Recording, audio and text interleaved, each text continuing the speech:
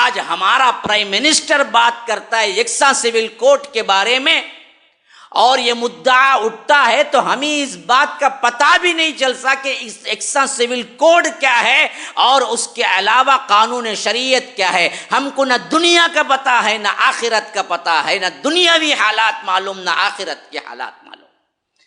آج سب سے زیادہ ٹاپک ہاٹ جو چل رہی ہے وہ یہی ہے کہ ہمارا قانون جو انفرادی شریعت کا لا اب بھی موجود ہے، جو قانون کی راہ میں خود قانون نے جو حق دیا ہے اس کے تحت بنایا گیا ہے مسلم پرسنل لا بورڈ، اس کو اٹھا کر یکساں سول کوڈ کی بات 14 سے ہو رہی ہے، لیکن 24 کا الیکشن لڑنے کے لیے سب سے بڑا مدعا وہ پارٹی جو بھگوا جھنڈوں پر مشتمل ہے، انہوں نے ایجنڈا جو بنایا ہے وہ یہی ہے کہ اسی کو ایشو کر کے ہم لڑیں گے اور جیتیں گے 24 کا الیکشن، اور ہم کو پتہ بھی نہیں ہے، ہم ٹھنڈا ٹھنڈا بریانی اور گوشت اور کباب کھا کے زندگی مست گزار رہے ہیں۔ نت نئے کھانے کیسے بنائے اس پر ابھی ریسرچ ہو رہی ہے، ہمیں پتہ بھی نہیں ہے کہ ملک میں ہو کیا رہا ہے، کن کی سازشیں ہو رہی ہیں۔ ایک عالم، ایک ذہین فتین انسان، ایک علم کا درد رکھنے والا انسان ایسی زندگی جہالت کی گزار ہی نہیں سکتا جس اطمینان کی زندگی ہم گزار رہے ہیں۔ ان حالات میں یہ اطمینان، لیکن اصل میں ہم زیادہ تر جہلا پر مشتمل ہیں، علم سے کورے ہیں۔ جو بچی کچی 1% لا رہ گئی تھی جس میں کچھ چیزیں اسلامی قانون کے نوافذات میں ہمارے لیے مدد کرتا 70 سال سے آ رہا تھا، ایک ایسا آپشن مسلمانوں کو موجود تھا کہ اس کے ذریعے وہ اسلامی قانون کا انفرادی طور پر بھی عمل کرنے کا ایک سیشن موجود تھا۔ اگر اس کو ہٹا دیا جائے تو پھر آپ کو آگے چل کر برما کی حالت نہیں ہوگی۔ تو ہمارے مسلمان پوچھیں گے برما میں کیا ہوا مول صاحب؟ ہم کو تو معلوم ہی نہیں ہے برما میں ہوا کیا۔ کیا ہماری حالت اندلس کسی نہیں ہو جائے گی؟ تو ہم پوچھیں گے اندلس میں کیا ہوا مول صاحب؟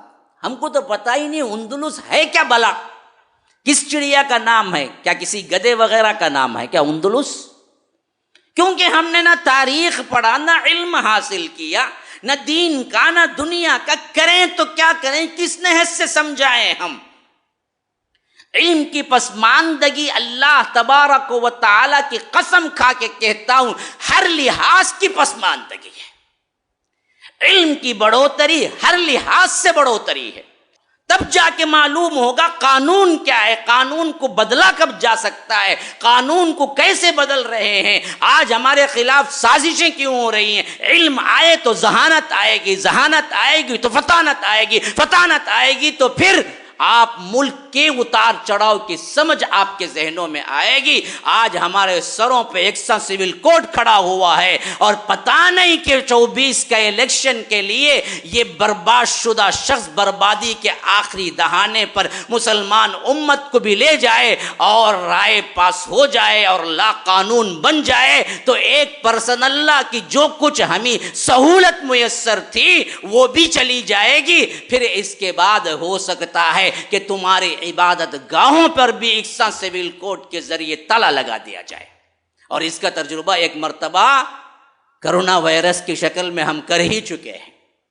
کوئی بڑی بات نہیں ہے کہ تالا لگ جائے۔ جو آزادی اذان کی ہے، جو آزادی نماز کی ہے، جو آزادیاں آپ کو شریعت کے اعتبار سے ہیں، ان پر بھی قدغن لگا دیا جائے۔ جاؤ جاؤ جا کے دیکھو وہاں جہاں پر ان کی حکومتیں ہیں اور وہاں میجارٹی ان کی اپنی ہے۔ اللہ کا شکر کہ یہاں نہیں ہے، لیکن میں نے اپنی آنکھوں سے دیکھا، ہندوستان کو پھرو دیکھو کہ خود ہندوستان کہنے والا ایک ملک ہونے کے باوجود بھی جہاں ان کی میجارٹی ہے، جہاں ان کا وزیر اعلیٰ ہے، وہاں پر مسلمانوں کو گاجر مولی کی طرح سلوک ہو رہا ہے، کوئی اہمیت نہیں ہے۔ قریب میں نے جہاں سفر کیا میں اپنی آنکھوں سے دیکھا کیا حالات ہیں وہاں کے مسلمانوں کے۔ جامع مسجد کو دیکھا تو حیران رہ گیا کہ اتنی وسیع حرمین کے بعد میں نے اس سے بڑی مسجد کوئی نہیں دیکھی. لیکن خون کے آنسو اس وقت رونا پڑا جب ممبر کے سامنے بورڈ لگا ہوا ہے. یا رب، میں فوٹو لے کے آیا تھا اس کی. ممبر کے سامنے بینر پہ ایک بہت بڑا بینر لگا ہوا ہے محراب پر، اور اس میں لکھا ہوا ہے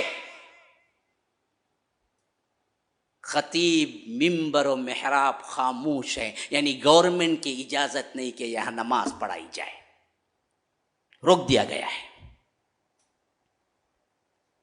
370 کے بعد. کئی مسجدیں ایسے تالے لگائے جا چکے ہیں، جا رہے ہیں، سازشیں ہو رہی ہیں. ہم متنجن بریانی میں مصروف ہیں، نت نئے مسالے دریافت کر رہے ہیں کھانے کے لیے.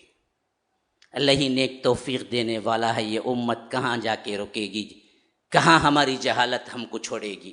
اللہ ہی محافظ ہے، اللہ ہی ہماری حفاظت کرنے والا ہے. نیک سمجھ دے، ہم کو توفیق دے، ہم علم حاصل کریں، میچورٹی بڑھائیں، اپنے آپ کو دیکھیں، قانون کو پڑھیں، اور اس ہندوستان میں جس تاریخ کو دہرانا یہ اندلس کی چاہتے ہیں اس کو روکیں بالعلم، اللہ کی مدد کے ذریعے.